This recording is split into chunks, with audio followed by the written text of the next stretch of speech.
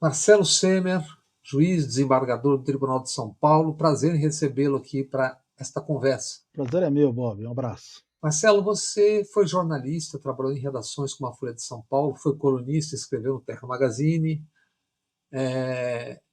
juiz desembargador no Tribunal de São Paulo, cronista, escritor finalista do Prêmio Jabuti, agora acaba de lançar um novo livro sobre o qual falaremos em minutos. É um perfil, o seu perfil é um pouco incomum, eu diria, em relação ao que se tem na magistratura, ou pelo menos no estereótipo do que seja a magistratura, né? Que costuma ser bem mais conservadora, pelo menos o que a gente vê nas decisões, na prática, etc. Né? Como é que foi a sua caminhada nesse mundo das letras para as outras letras, as jurídicas? Então, acho que eu sempre fui muito indeciso que caminho tomar, e toda vez que eu tinha uma indecisão, eu tomava os dois caminhos e fui andando de um lado ao outro. Eu sempre quis ser escritor na minha vida, quando criança, jovem, ficava escrevendo e tal. Quando eu chego à época do vestibular, eu falo, não, meus pais lá falam, tem que arrumar um emprego, né? Tem que ser alguma coisa e tal. Eu resolvi fazer direito, falei, bom, vou ganhar dinheiro com direito e vou poder escrever meus livros. Mas também fiz a faculdade de letras, eu fiz meio parelho, direito e letras. E quando eu acabo direito, me dá outra dúvida, porque eu comecei a trabalhar no finalzinho da faculdade, na Folha de São Paulo, e acabei ficando gostando do jornalismo também. E aí a gente tinha aberto um escritório, estava no jornalismo, e aí fui começar uma faculdade de jornalismo, fiquei novamente em dúvida. Aí eu joguei tudo para cima e fui ser juiz, fui fazer um concurso, porque eu não sabia muito como escolher. Mas essas coisas vão brotando, né? De modo que, mesmo sendo juiz, eu comecei a escrever artigos jurídicos, depois um pouco mais políticos. Aí lancei um blog, mandei para você, você falou: não, vamos escrever lá no Terra Magazine. Foram 4 anos juntos escrevendo e tal. E aí, em 2008, eu lancei meu primeiro romance. Eu voltei pensando, eu quero fazer um pouco de meio autobiografia de um estudante de direito nos anos 80, né, direto já e coisa e tal. É uma coisa legal. E eu estava esperando. Aí nessa espera, eu escrevi 2 livros de crônicas sobre as audiências, né, porque era uma coisa que me impactava bastante. Eu fui lembrando, trazendo e tal. Eu percebi que no blog eu colocava as crônicas, eu percebi que era o que o pessoal mais lia, né? Eu falei, então vou juntar tudo isso aqui e fazer um livro. E agora eu consegui voltar ao romance, que era uma coisa que eu tinha vontade há 15 anos sem isso.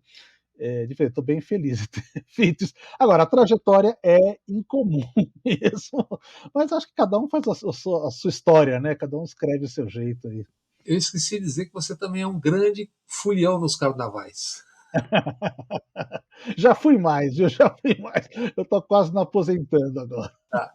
E você falou em autobiográfico, mas tem muito de autobiográfico, inclusive quando você narra um dos personagens. Eu não vou focar aqui dando spoiler, né? Você fala sobre essa indecisão que o pai forçava, não, tem que ser, ó, vai ser advogado, direito, tem que ganhar vida, tá, olha lá. Então você descreveu um pouco a si mesmo naqueles trechos ali. Né? Eu acho que assim, tem 3 personagens principais. Um é a Maria, que é uma estudante de direito que vai para o jornalismo. Outro é o Arthur, que é um estudante que vira promotor de justiça e faz a carreira de promotor. E o Camilo, um professor mais velho, ligado à esquerda, etc. e tal, que vai levar esse compromisso lá para a sala de aula, etc. e tal. Eu acho, Bob, que eu sou um pouquinho dos três. Eu estou refletido um pouquinho nos três. Da Maria é mais fácil, né? Porque ela realmente tem uma decisão muito grande entre fazer direito e acaba indo para o jornalismo, mas também do Arthur, que leva a sua carreira inteira no Ministério Público, como eu levei na magistratura, e do professor que traz, digamos assim, o coração da esquerda progressista, assim, para formar os jovens estudantes e tal. Eu acho que eu sou um pouquinho dos três, um mix aí desses 3 personagens, embora não seja, digamos assim, nenhuma personagem é inspirada em ninguém, mas eu acho que eu me fragmento um pouco na história de cada um. Importante para quem não conhece ainda dizer também que você foi presidente da Associação dos Juízes pela Democracia. Isso, eu não me lembro em que período mais ou menos, mas foi isso Foi. também.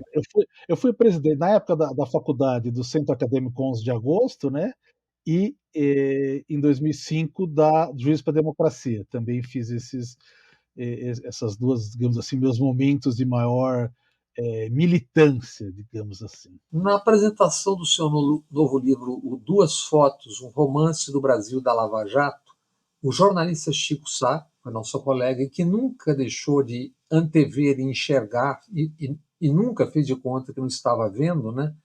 Ele diz ali que o que tem que ser dito e usa a expressão crimes políticos e jurídicos da última década ao se referir ao seu romance.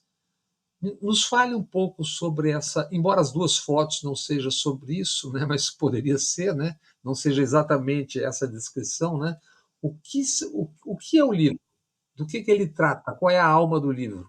Bom, a ideia, o subtítulo, vou ser sincero, o romance do Brasil da Lava Jato, ele não se circunscreve o romance à Lava Jato, porque é o Brasil da Lava Jato e aquele Brasil que a Lava Jato transformou, porque é uma série de questões do país que foram mudando em face, sobretudo, da Lava Jato.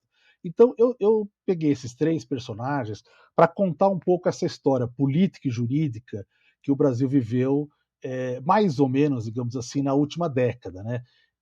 Assim, várias questões do direito acabaram sendo decisivas para mudar a vida política do país, né? Então, antes disso havia sido a questão do mensalão, mas que eu centro mais a questão da Lava Jato, né? Porque ela não só levou o ex-presidente Lula à prisão, como foi determinante para o impeachment da presidenta Dilma. E logo depois, o próprio impeachment em si, né, um golpe, um crime sem crime, né, uma pena sem crime de responsabilidade, até chegar no ponto do governo Bolsonaro, e vai terminar, digamos assim, com a aspiração golpista do Bolsonaro. Então, todas essas questões são questões que eu fui escrevendo em colunas, enfim, sobre elas do ponto de vista jurídico e um pouco do político, mas eu achei que era interessante contar essa história como uma história, porque assim, é tanta coisa que acontece no Brasil, uma logo após a outra, que a gente acaba se esquecendo. Por exemplo, quando eu fui escrever, eu peguei lá a linha do tempo da Lava Jato, para ficar seguro de que eu não estou cometendo nenhum equívoco, e linha do tempo do processo de impeachment. E é muita coisa que eles se cruzam, né? Coisas que acontecem no mesmo dia, que a gente não consegue lembrar hoje. Aliás, um jogo era parte do outro jogo. Eu O jogo costumo era dizer parte que do outro. você que foi jornalista de redação, e inclusive fechando ali, pelo que me lembro, né, ou pelo menos estava sempre ali na hora do fechamento, né, é como você constrói, como o processo é construído a partir dos vazamentos, como é que aquele jogo se dá de parte a parte, né? E é uma coisa muito visível, né? Sobre isso a gente vai falar, né? Acho assim, 2 grandes atores foram responsáveis aí no caso da Lava Jato e do processo de impeachment, que a turma do direito, né, o judiciário e a mídia. Eu acho que a gente não teve um golpe militar, etc e tal, como aqueles de tanque passando na rua, mas nós tivemos profundas irregularidades no direito, no judiciário, e tivemos uma atuação fortemente política na mídia. Lógico que a mídia vai se adequando de acordo com as circunstâncias, enfim. O judiciário também vai se adequando com as circunstâncias, né? Porque a gente pega o processo do Lula, ao final tudo foi anulado.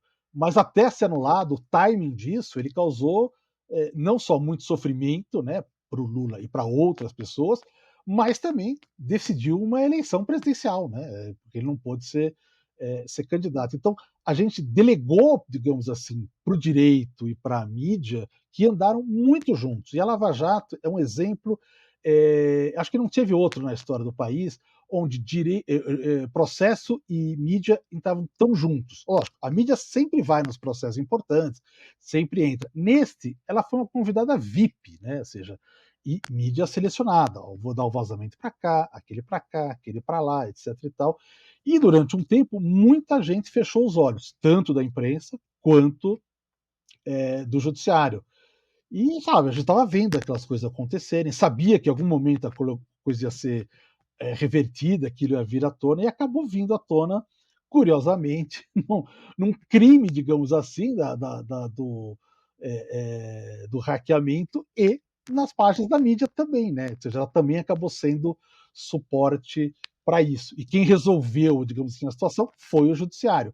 Agora, não dá para você olhar só pelo final. Ah, então está tudo certo. A mídia divulgou e o juiz fez. Não, tem uma série de coisas que foram acontecendo. E eu, sim, ao invés de fazer um panfleto e uma coisa ensaística contando uma história dessas, eu coloquei os três personagens que pensam coisas diferentes, né? Tem o promotor está muito ligado à Lava Jato, a jornalista muito próxima do pensamento da mídia, embora ela vá mudando aos poucos, e o professor, uma oposição total, meio deixado de lado, né, marginalizado por um tempo, até ele ficar em destaque.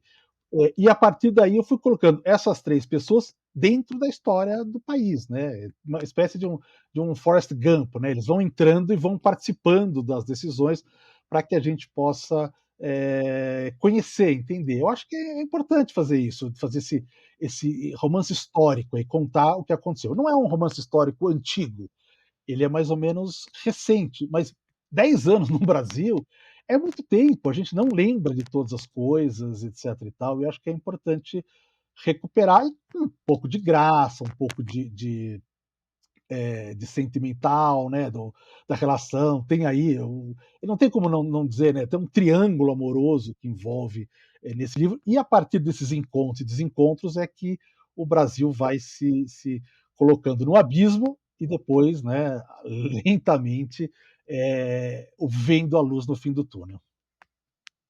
E desses dois lados, desses dois balcões, para resumir, judiciário e jornalismo, muita gente desde então trocando de pele, né? E a gente nunca sabe até quanto a pele vai ficar, porque daqui a pouco, a depender dos ventos, vão trocar de pele de novo. É verdade, é verdade. A gente teve casos muito sintomáticos no judiciário, acho que de todos eles, o mais evidente é do Gilmar Mendes, né, que foi uma pessoa importante para o processo da Lava Jato e depois foi importante para desconstruir o processo da Lava Jato. Bom, e no jornalismo tem vários aí, né?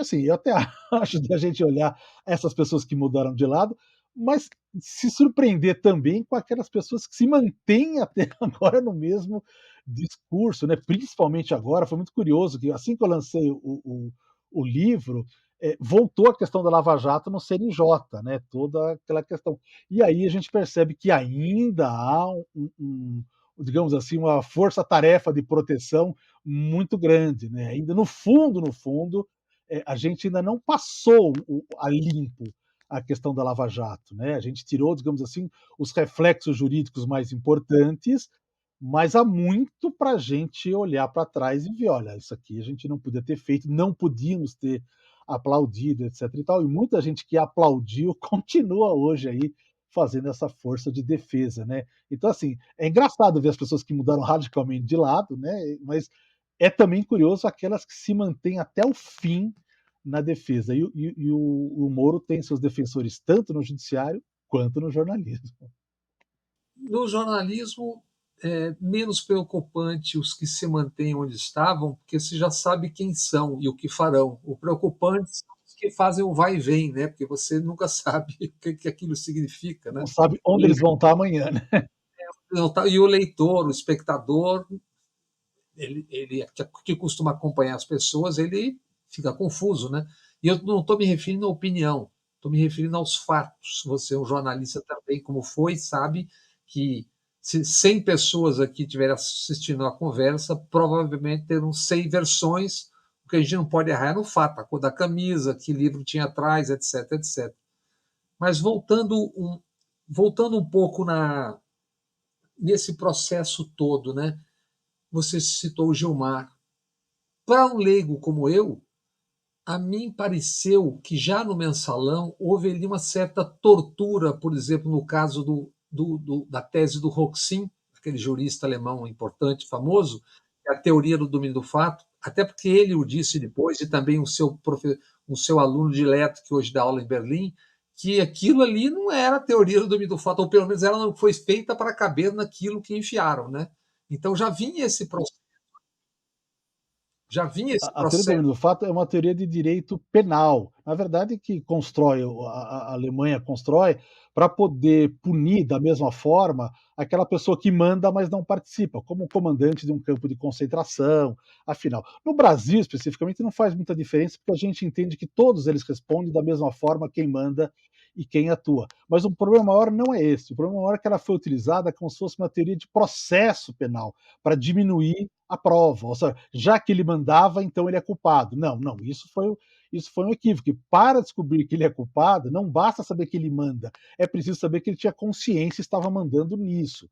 Então, essa foi uma perversão. Ela foi torturada para chegar a um objetivo. Ela foi torturada, é verdade. Numa cobertura de longo prazo, Marcelo, você que foi jornalista, você sabe que além das análises que essas, de alguma forma, foram feitas aqui e ali, e de óbvios desvios, cabia isso sim, terceiros acompanhando, porque assim, o repórter que é o cara que é o carrapato, que está lá no dia a dia cobrindo aquela coisa, quase impossível o cara recusar uma informação que um procurador ou um delegado da Polícia Federal está te dando. Ainda mais se está num papel. Né? Se você vê, leu, você fala assim, bem, caberia é o contraponto, o backstage, lá, o bastidor. Né? O que você acha que aconteceu ali? Porque nós não tivemos, com raríssimas exceções, nós não tivemos. E olha que eu sei que tem histórias fantásticas de bastidores do que aconteceu em Curitiba e no TRF4, né? O que aconteceu para aquilo tudo praticamente ser esquecido? Tipo, é isso aqui e vamos nisso aqui, ponto. Na sua visão como, digamos, anfíbio, jornalista e juiz, hoje desembargador. Eu acho que tanto no jornalismo quanto no direito, eu acho que a gente viveu aquele momento onde não existe contraditório, onde aquilo ficou uma coisa tão opressiva, que passa como verdade. Por exemplo, lá muito tempo antes, eu costumava questionar o pessoal do jornalismo que mexia mais com direito, que a gente conversava bastante, que eu falava, os jornalistas são muito críticos em relação ao Estado, tudo que o governo manda, fala vai criticar, etc e tal. Agora, quando o delegado fala, é verdade. Eu falei, gente, não é assim, o delegado vai trazer uma versão, o promotor traz uma versão, e eles acabaram, não foi com o delegado, basicamente, mas foi com o Ministério Público, com o juiz, eles acabaram vindo uma única versão, e depois as pessoas falam assim, nossa, mas me surpreendeu isso tal. Não é que surpreendeu, é que o jornalismo fechou os ouvidos para as outras versões, e aconteceu o mesmo no direito, né? O advogado falava e ninguém ouvia. O próprio Supremo, ele deixou de analisar uma série de questões, como a questão da competência, que era bem difícil, bem complexa, bem. É, é, a gente via que falou, tem algum problema aqui. A corrupção que está acontecendo numa empresa sediada no Rio de Janeiro, os réus todos em Brasília e a competência é de Curitiba. Tem alguma coisa que está errada aqui. Vamos dar uma olhada melhor nisso. Mas os advogados levantaram essas questões, todas as questões que, ao final das contas, foram aceitas, elas foram levantadas anos e anos antes. Mas naquele momento não houve contraditório. As pessoas fecharam seus ouvidos para isso. Veio uma. Eu não sei se foi a questão da opinião pública, a questão fortemente da coisa. Era assim: você só podia ouvir esse lado. Porque quem falava contra é a favor da corrupção. Você é contra a Lava Jato, você é a favor da corrupção. Eu vi várias vezes. Ah, como é que um juiz vai defender bandido, etc. e tal. Eu falava, mas está errado isso aqui, não existe essa condução coercitiva, isso é um absurdo. Uma vez eu escrevi no Twitter, quando aconteceu a condução coercitiva do Lula, eu falei, olha, eu nunca vi isso, porque a gente usa a condução coercitiva para outros fins, para trazer para o juízo quem está se recusando, foi intimado, recusou, então a gente vai trazer. E geralmente é uma testemunha, não o próprio indiciado. Aí alguém no Twitter me respondeu, não, mas essa é a condução coercitiva número 100, lá eles fazem diferente. Eu falei, bom, diferente. Só que o código é o mesmo, né? O Código de Processo é o mesmo. Aí o pessoal brincava, não, esse é o código da República de Curitiba e tal. Era uma brincadeira, mas não era uma brincadeira, era verdade. Eles resolveram falar assim, ó, isso aqui vai ser assim. Eu me lembro que eles, eu até faço uma passagem aí, porque me marcou muito esse artigo do Sardenberg, dizendo, olha, há uma nova maneira de interpretar isso, está na República de Curitiba, eles estão usando isso para prender bandido. Enfim, cara, as pessoas não se deram conta de que você falar que está tendo uma coisa nova de uma lei que é de 1940, o que está acontecendo? Quem é que trouxe isso de novo? Como é que pode trazer de novo? E não sei o que tal. As pessoas não se deram conta das coisas que eles estavam falando.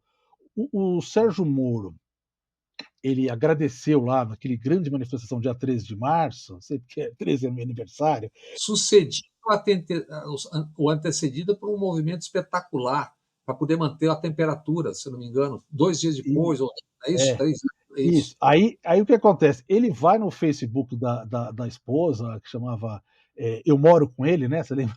E fala assim: "Ó, a Lava Jato agradece muito esse apoio popular e não sei o que e tal". Ele não tinha sentenciado nenhum processo e já estava agradecendo. Ele fala assim: agradeço o apoio da maioria, se não a totalidade. Você vê a soberba na qual ele se encontrava, que ele era capaz de imaginar que o país inteiro estava lá.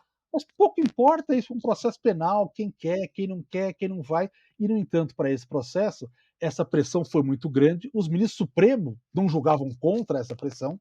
Foi preciso mudar o ambiente, mudar a temperatura para que assim você voltasse a bola no chão para poder discutir direito de novo, tal. Então eu acho que a gente ficou de uma certa forma anestesiado, seja o jornalista, seja o juiz, porque o jornalista tá bom, ele recebe um furo, tal, mas a questão de saber, escuta, mas eu posso confiar plenamente no que ele está dizendo?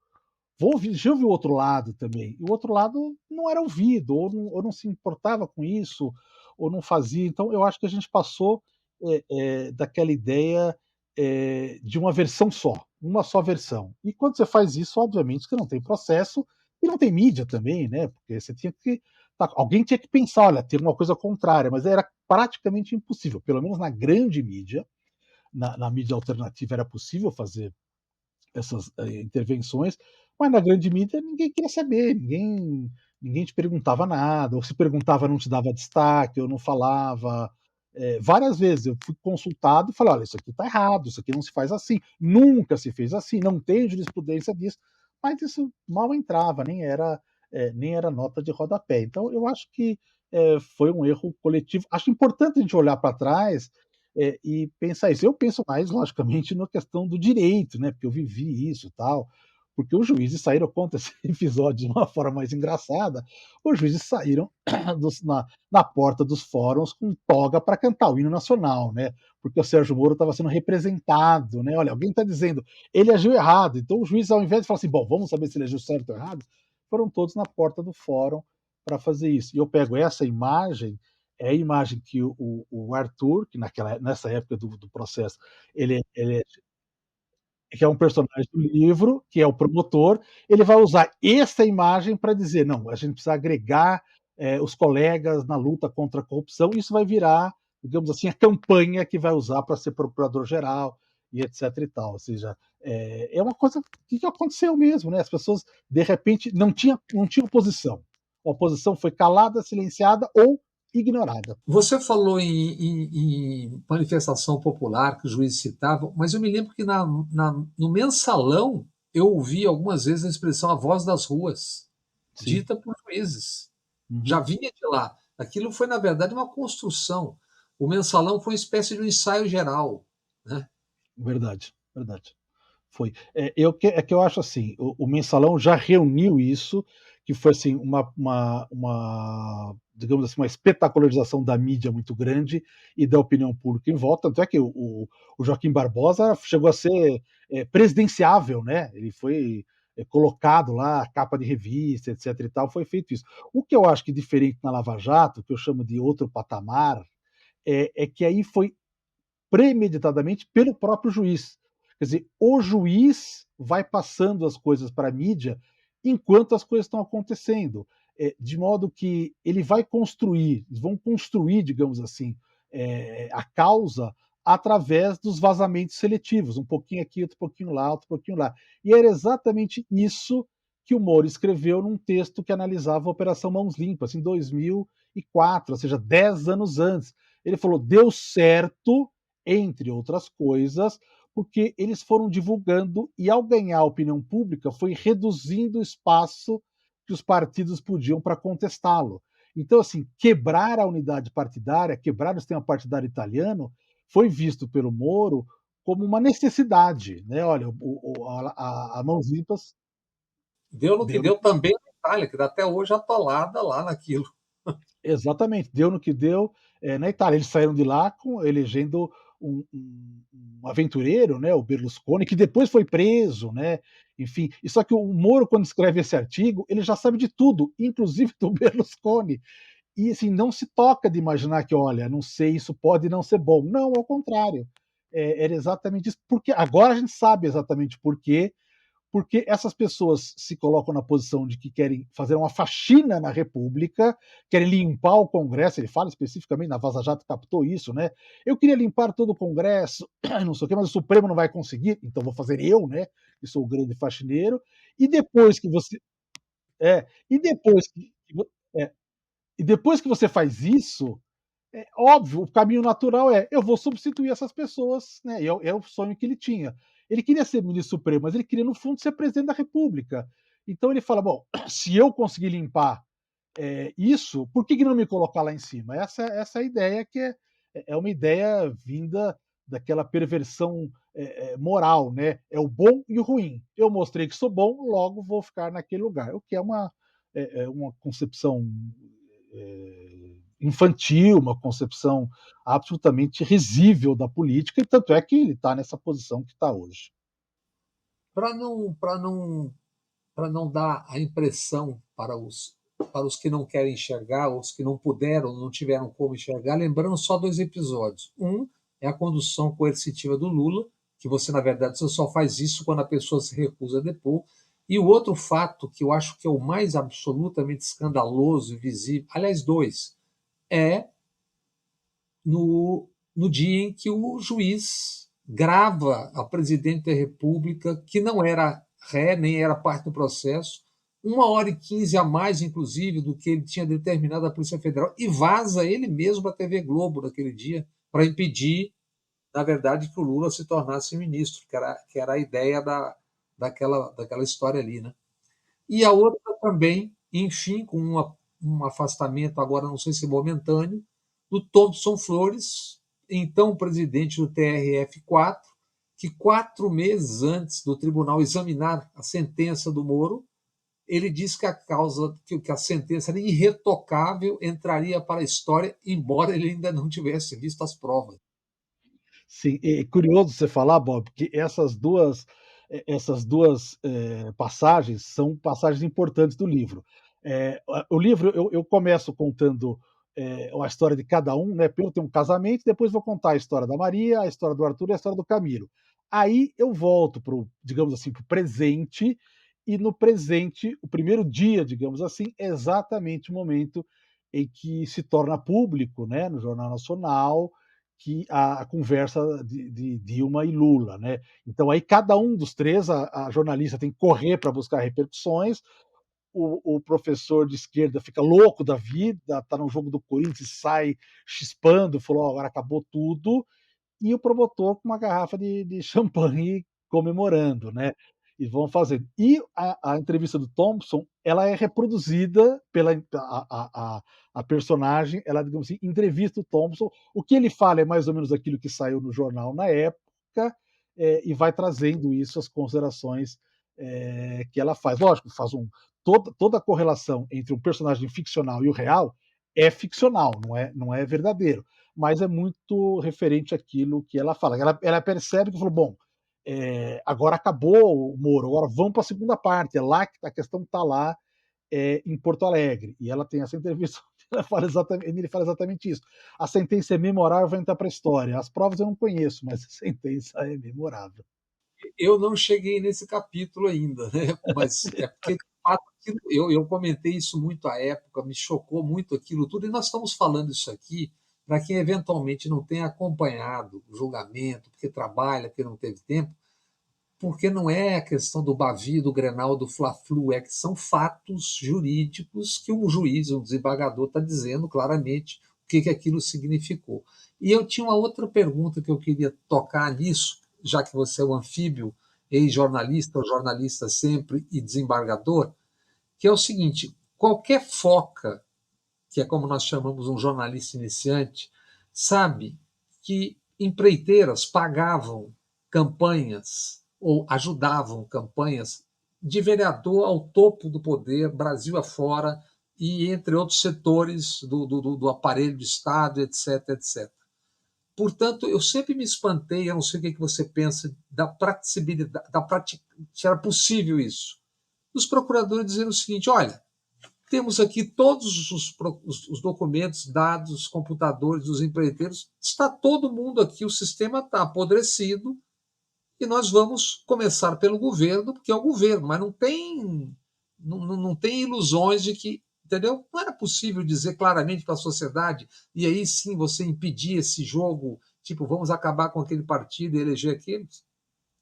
Sim, aliás, o Emílio Odebrecht deu uma entrevista na época e Nossa, falou: "Eu não sei o que vocês estão estranhando, há 50 anos vocês sabem disso e só agora vocês estão perguntando disso". inédito até hoje nas emissoras de televisão e rádio. É, é Isso verdade. ficou nas redes, isso aí, eu lembro que eu li num comentário que eu fazia em televisão, já citei, já publiquei no canal várias vezes, mas continua inédito. E ele, inclusive, se refere aos procuradores, dizendo: vocês não, mas a velha guarda de vocês também sabia. É, eu lanço um pedacinho disso, eu coloco no livro, para lembrar essa frase, que falou: "Mas é uma coisa que acontece há muito tempo". É verdade, isso aqui é um malveso do uso. Aliás, a forma de combater isso acabou sendo por outro lado, que é o de limitar, o de restringir, o de proibir, o aporte da pessoa jurídica aos candidatos, etc e tal. Ou seja, a questão é a seguinte: não houve, né, pelo menos naquela época era muito claro isso, não havia nenhuma intenção de consertar o país. Olha, vamos ver onde é que nós estamos errando e vamos consertar o país, vamos achar mecanismos melhores. Então, porque primeiro você tinha flexibilizado licitações da Petrobras, lá para trás, do governo Fernando Henrique, né? Quer dizer, várias das licitações que acabaram feitas eram fruto de uma ideia de que a Petrobras tem que ser uma empresa aberta, tem que ser uma empresa privada, tem que ser não sei o que tal. Lógico, diminuiu os mecanismos de controle. Era razoável que isso acontecesse, não era nenhuma surpresa. Até porque eles mexiam com valores gigantescos, de modo que qualquer pequena caixinha lá eram milhões, né? Porque a Petrobras é a Petrobras. Mas depois, quando foi mostrado que essas coisas acontecem também no metrô, também não sei aonde, e as pessoas falam, eu uso um personagem que é o Procurador-Geral de Justiça, que ele fica assim, ele fica indignado com a corrupção que está levando dinheiro para o metrô de Caracas, para o metrô de sei lá o quê, mas não do metrô de São Paulo. Quer dizer, aquilo é corrupção e coisa e tal. Então, eu acho que esse viés que a gente fez, que foi um viés seletivo, porque tem um interesse político, ele é tão ruim quanto a corrupção. Quer dizer, a corrupção é ruim, lógico, é preciso melhorar, arrumar mecanismos para melhorar a corrupção. Mas você punir de uma forma seletiva, você faz a mesma coisa. É como se fosse uma punição tão corrupta quanto não punir. Eu vou escolher as pessoas que eu vou punir e tal. Veja, há um fato que, assim, eu faço constar muito en passant, mas é de bastante relevância, que é aquela conversa daquela famosa conversa onde fala com o Supremo com tudo, né, dos senadores, que se o nome do senador. Isso, Romero Jucá, Sérgio Machado, esqueci o nome dele. Mas assim, naquela conversa, isso, naquela conversa onde ele fala: "Vamos acabar precisa acabar com a Lava Jato, precisa botar um ponto final nisso para estancar a sangria, etc e tal". Aquela conversa chega ao Deltan Dallagnol antes, né, ele não torna público aquela conversa, mas chega antes. Eles esperam depois do impeachment, depois do afastamento, aí joga aquela conversa, ela aparece. Talvez se ela aparecesse antes, as pessoas olhassem: "Olha, espera aí, eu acho que talvez não seja o caso", porque, a Dilma foi, empichada por pedaladas fiscais, mas havia um forte acusação de que, olha, tem uma grande corrupção acontecendo aqui, etc e tal. Só que você vai universalizar essa corrupção depois que ela sai. Então, o timing de tudo foi importante, inclusive dos vazamentos que eles fizeram. O timing do vazamento, então, um dos personagens, que é o Camilo, ele fala isso, né? Ele usa essa expressão: o timing é o senhor da razão, né? Parodiando o Fernando Collor, né? Falando em Dilma, 2 dias depois, 48 horas depois do Temer presidente, eles matam a regra das pedaladas fiscais que derrubou a Dilma, é modificada a lei no Congresso. E você falou em Caracas, eu lembrei de um outro episódio.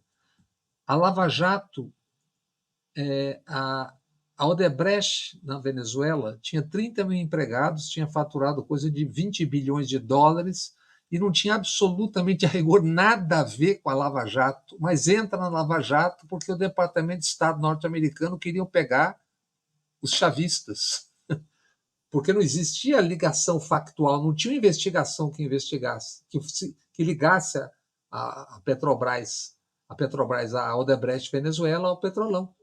Eles mexeram na América Latina inteira, né, a situação do Peru aí trocando presidentes, também tem muito a ver com isso, a instabilidade que foi exportada, digamos assim, do conflito no Brasil.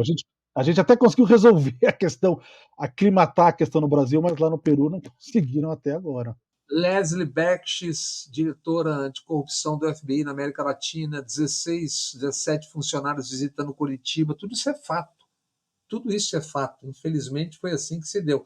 E nisso, o Congresso que está aí, acontece o que acontece e não tem problema nenhum, porque teve um orçamento secreto que ninguém investigou, teve nem pronto. Quer dizer, o problema do ataque, que é isso que você se refere tanto no livro, me parece que o problema do ataque ao judiciário, ataque interno ao judiciário, é que isso criou um modus operandi muito ruim, né? Criou, né? Inibe por um lado e por outro lado, dane-se.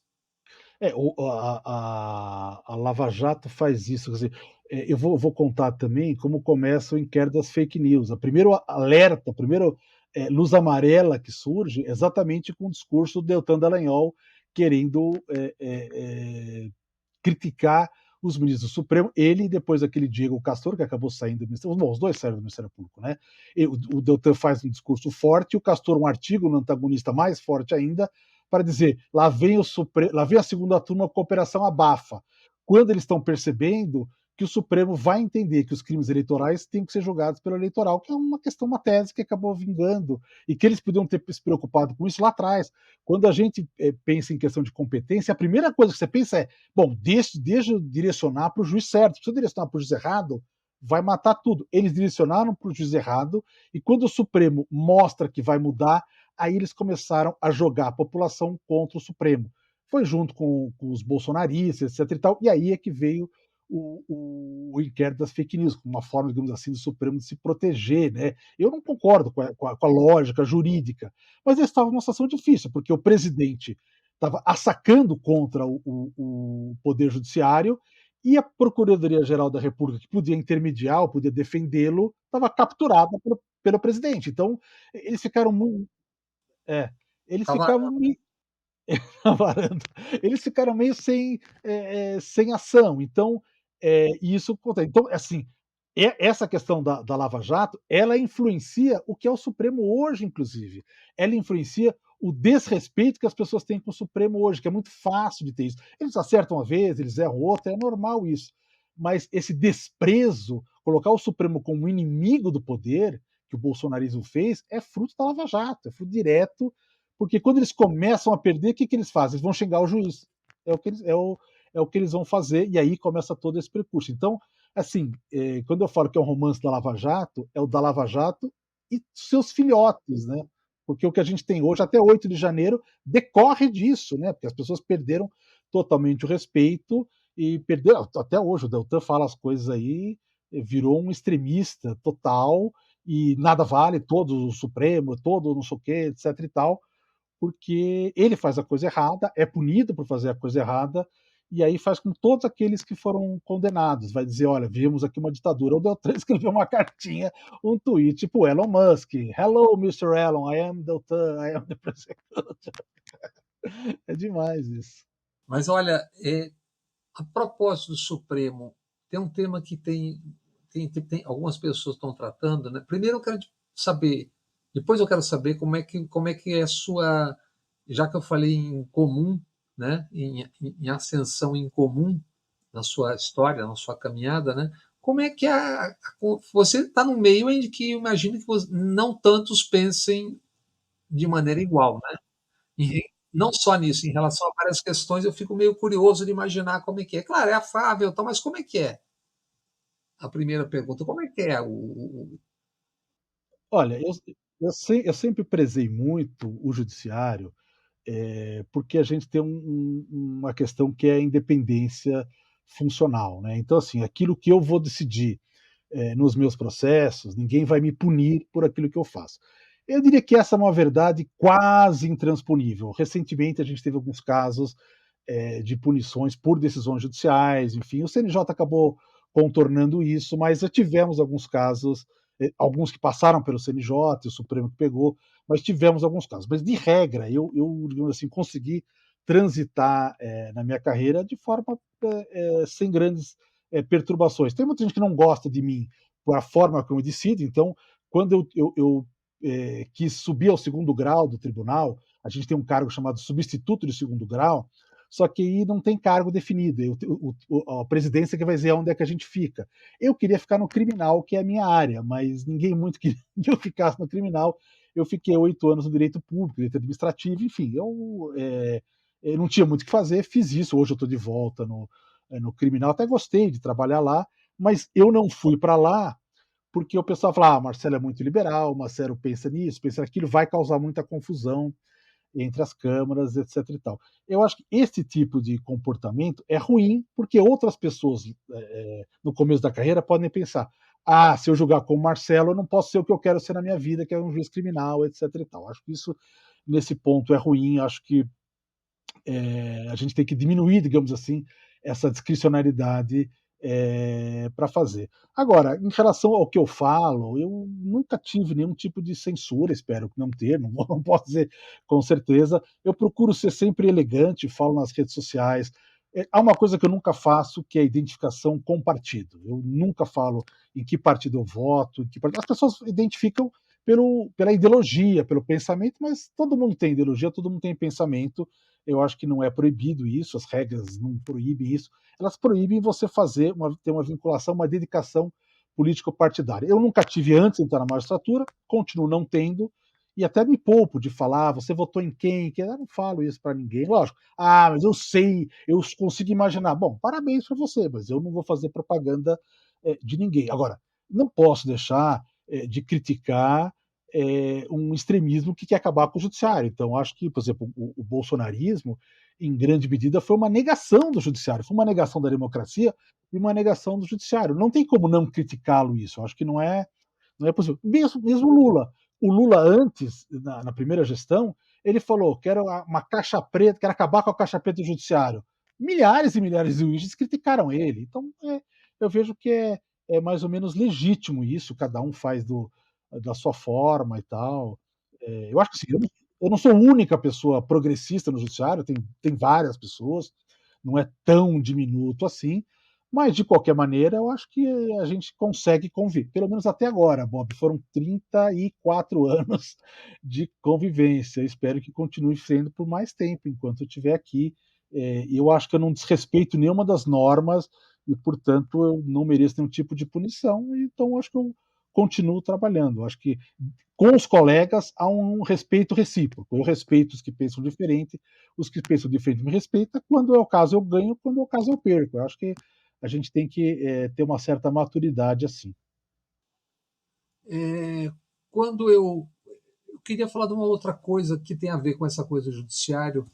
Como é que você tem visto críticas, por exemplo, há pouco tempo em Londres, juízes que vão a cerimônias ou eventos, etc., ou seja o lead, seja quem for, com tudo pago, com potenciais futuros personagens a serem julgados, tal. O que você pensa disso? Dessa coisa, país afora e às vezes fora do Brasil também. Eu acho que é ruim. Primeiro a questão da transparência, né? a gente tem que descobrir o que aconteceu, acho que não é legal. Eu acho que assim, ir a eventos é comum, a gente é convidado, a gente vai.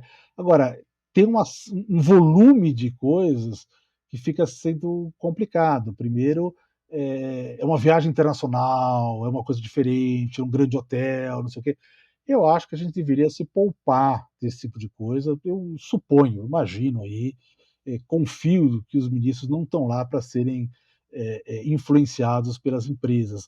Mas acho que, como eles costumam exigir da gente que preservemos a imagem do judiciário, etc. e tal, eu acho que eles também deviam preservar, acho que é importante. E acho questão, o que está se discutindo hoje é uma questão de tornar pública a agenda. O que, que acontece? Os ministros supremos hoje, eles são uma parte muito importante do poder. Os judiciários do mundo inteiro se empoderaram, né, as lacunas do legislativo, etc. e tal, eles acabaram se, as novas formas de interpretar o direito, não foi só no Brasil, mas acabaram se empoderando e as decisões do Supremo mudam muito a vida política do país. Então eles têm que entender que eles são atores mais públicos agora, né? E portanto as pessoas querem um pouco mais de transparência. A gente nunca pensou antes, eu quero saber qual é a agenda do ministro Supremo. Hoje está na pauta isso, né? Então eu acho que assim, como é que é aquele filme lindo que fala? Grandes poderes, grandes responsabilidades, né. Então é isso, eu acho que a gente aumentou o poder, tem que aumentar isso. E eu acho que seria bom, evitar esse tipo de coisa, né, principalmente nessas viagens, internacionais, grandes dispêndios e não sei o que e tal. E eu sempre tive uma coisa que, o pessoal entendia o seguinte: se você se encontrasse com o MST, isso era uma atividade de política partidária. Agora, se fosse num congresso bancado pela Febraban, isso era reciclagem. Não, eu acho que a gente tem que dosar as coisas, né? Eu acho importante conversar com os vários setores e tal, mas sempre deixando isso mais ou menos transparente, né? Porque se você, para fazer uma palestra, vai ter uma semana num resort, então não é só uma palestra, né, tem bastante coisa e tal. Acho que tornar um pouco mais transparente. Não sei se é o caso de proibir, acho que não parece ser o caso de proibir, mas do ponto de vista deles, eu acho que tem que tomar um pouco mais de cuidado, porque todos os olhos estão sobre eles, a política está sobre eles, e é importante que eles não aparentem nenhum tipo de vinculação.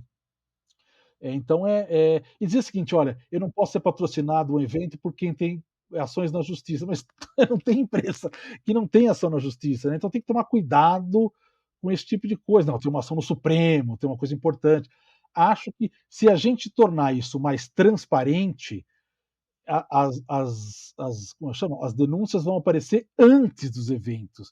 E aí talvez as pessoas tomem um pouquinho mais de cuidado. Eu não quero dizer que eles têm nenhum tipo de envolvimento, mas acho que a opinião pública hoje está cobrando um pouco mais da gente, né? A gente não tem que se preocupar com o que a opinião pública cobra em relação à decisão. A decisão é nossa, ponto. Não vai ter, eu não vou decidir em razão da opinião pública. Agora, o comportamento, eu acho que a gente pode mais ou menos se alinhar um pouco com a expectativa que as pessoas estão tendo. Já falamos em bolsonarismo algumas vezes aqui agora, mas como você pensa e escreve, né? Isso que a gente chama de bolsonarismo, na verdade, é uma redução de algo que é muito mais complexo, porque aí tem militares, tem projeto militar, tal, tal, tal. Porque não, o Bolsonaro me parece, não sei o que você pensa, um personagem que foi reabsorvido dentro de um projeto de poder. Tanto que militares foram candidatos, dezenas eleitos e dezenas novamente candidatos. Eu não sei exatamente, assim, eu conheço essa tese, digamos assim, que o Bolsonaro é meio que um manequim aí, né, um títere de um grande partido militar, enfim, eu não sei, eu não tenho conhecimento suficiente da ciência política para aderir a isso. Eu acho que o que tem por trás disso é um movimento de extrema direita muito forte, que ele é um movimento mundial.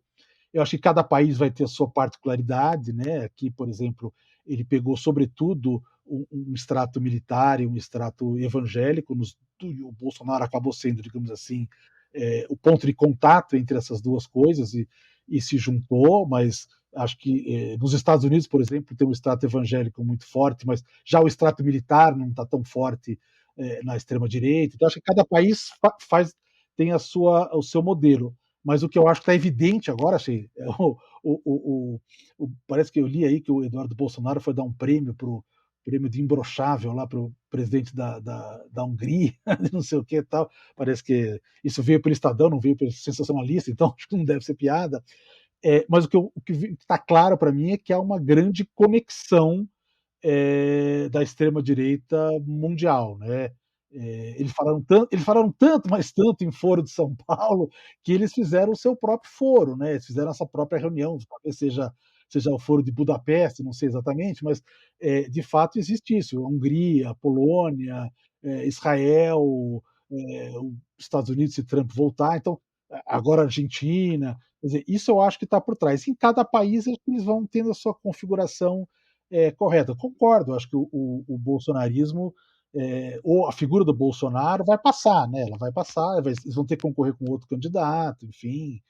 É, mas esse movimento de extrema direita parece que veio para ficar, né? Eu acho que esse é um complicador, né? Por isso que eu acho que é importante que o Supremo julgue a questão do golpe, né? Para você deixar o que é direita que quer participar de eleição, o que é extrema direita que quer corromper a democracia. Esta não pode participar, a outra sim pode participar, direita, esquerda, centro, todas as questões. A gente sempre teve direita, ela sempre predomina a direita muito tempo, sem que tivesse a extrema direita tão consolidada. A extrema direita era uma coisa mais escondidinha, de repente ela ficou o forte. Agora, a extrema-direita ela é contra a democracia, então é difícil você conviver com ela. A gente teve 4 anos de convivência muito difícil e ela termina com uma tentativa de golpe. Né? Então, eu acho que o mais importante agora para o STF era julgar aquele processo. Não precisa prender o Bolsonaro, mas julga o processo. Bota o processo para julgar.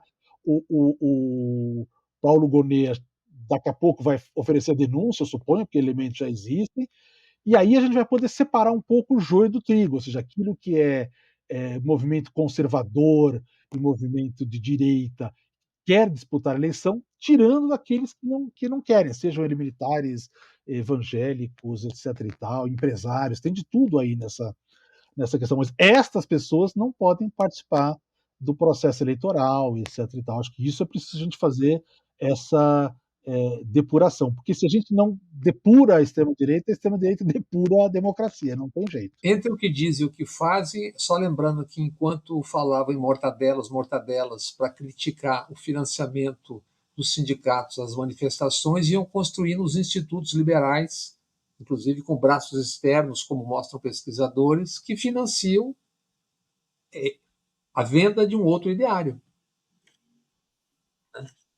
Eu queria saber o que você pensa de duas coisas, para encerrar aqui, que a gente já está.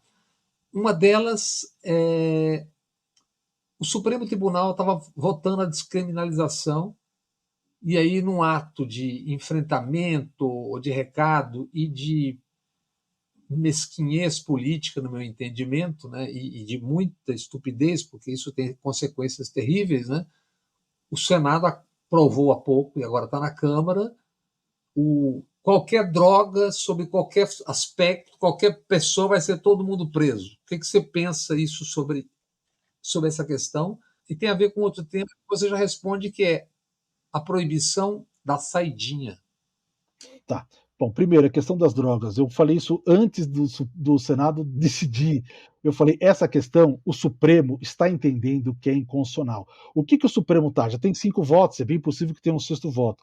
Ele está discutindo duas coisas. A primeira delas é a posse para uso pessoal de maconha é constitucional. Ele está entendendo que não é constitucional porque fere o princípio da ofensividade. Ele diz: olha, a Constituição exige que tenha uma ofensividade, ou seja, a capacidade de lesionar a terceiros. Essa é uma discussão antiga. Demorou para chegar? Demorou, mas ela existe em vários lugares e vários doutrinadores discutem isso há bastante tempo. Enfim, o Supremo falou: bom, vamos discutir essa questão agora. E não é incomum, o Supremo demora para discutir os temas mesmo, porque tem uma multidão de coisa para julgar. Então, o Supremo está chegando a esta conclusão porque eu não tenho lesão para ninguém, é uma autolesão, então eu não posso ser punido por uma autolesão. Aí vem o Senado e fala: não, isso aqui tem que ser punido.